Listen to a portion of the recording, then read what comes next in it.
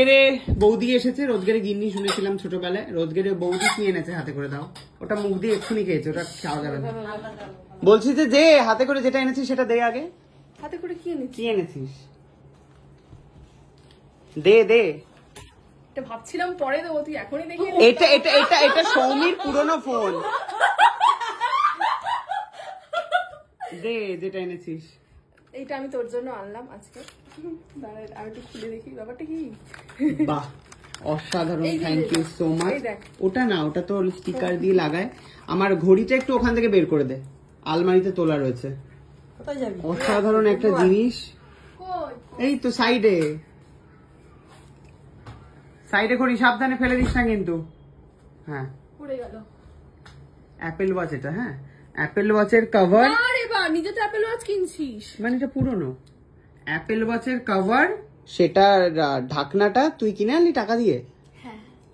কি ভালো রে, তুই বেঁচে থাক, এরকম বৌদি যেন প্রত্যেকের ঘরে ঘরে হয়। কি বলিস সৌমি? একদম প্রত্যেকের ঘরে ঘরে যেন জন্মায়। না জন্মাবে কি করে, মানে আসে আসে আসে বিয়ে হয়ে যেন আসে। কিন্তু এই চরম মিথ্যা কথাটা তুই বলতে পারলি তো? তুই যা বললি বলতে, আমি বলতে বললাম? এই তো বলি তুই যেটা আনলি হাতে করে। হ্যাঁ তো সেটা তুই হাতে করে এনেছিস, কিন্তু টাকা কে দিয়েছে? কেউ কিনেছে তোর হাতে দিয়ে? হ্যাঁ সেটা বল। মেনলি এটা গুল্লু দিয়েছে, গুল্লু নিচ থেকে কুটনি বৌদির হাতে দিয়েছে। কুটনি বৌদি এমন চক্রান্তকারী, এটা এসে অ্যাজ ইফ গিফট স্বরূপ দিয়ে দিল। দেখছো মা, গুল্লু নিচে ওর হাতে দিয়ে চলে গেল। মানে সুস্মিতার যে কত রকমের রূপ আমি প্রত্যেক দিন দেখতে পাই, সেটা আপনাদেরকে জাস্ট প্রমাণ দিলাম। এক্স্যাক্টলি, হঠাৎ এই হঠাৎ ওই এদিকে আমার এই অ্যাপেল ওয়াচের চার্জার সৌমি নিয়ে হাঁটা মেরেছে। সৌমি আজকে আমার অ্যাপেল ওয়াচ কিনে দেবে। দিতে পারছি না তো, অ্যাপেল ওয়াচ তো বন্ধ হয়ে পড়ে রয়েছে। টাকা নেই, আমি সাহেবের কাছে চার্জার নিয়ে গেছি, যে অ্যাপেলে ফোন অব্দি টাকা ছিল, পরেরটা না টাকা ছিল না, চার্জারটা নিয়ে নিয়েছে। কোন চার্জার? যেটা দিয়ে ও অ্যাপেলের এই যে ফোনটা চার্জ দেয়, এই ফোন বলছি ঘড়িটা দেয়, তখন আপডেট ফোন না, টাইপ সি ঘড়ি পড়তে দেখি না কোনোদিন। অ্যাপেল ওয়াচ না চললে কি ফুটানি মারবো পড়ে? ফুটানি মারিস মানে অ্যাপেল ওয়াচ তো টাইম দেখে, ফোন আসে, কত কিছু হয়, সাথে ফুটানিটা অ্যাকচুয়াল।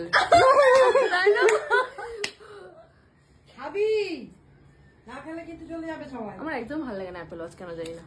হ্যাঁ তুই পর, এই প্রথম বোধহয় কোনো একজন মানুষের মুখে আমি শুনলাম। দাও দাও, আরে ওর পেটে প্রচুর খিদে, তোমার কোনো আইডিয়া নেই। দাও, দিলেই উঠে যাবে। কিন্তু ও যদি আমার থেকেও বেশি খায় তাহলে রোগা কেন? ওটাই ওর পেটে প্রচুর ধরে। প্রচুর? তুই কি জেনেছিস? মানে বাড়িতে কষ্ট হচ্ছে না? মনে হচ্ছে তুই কেন এরকম হলি না, তাই তো? প্রচুর খেতে আমার রোগা। আর এটা মুর্শিদাবাদের শোন না, একটা কাজ করতে পারবি, লাইপোসেকশন করবি মুখে। এই যে তোর ফোলা চামড়া, এর তলা থেকে পুরো মানে ইয়ে মাংস পিণ্ডগুলো কেটে নিয়ে নেবে। লাইপোসেকশন কিন্তু করতেই পারি, আর সবাই করাচ্ছে।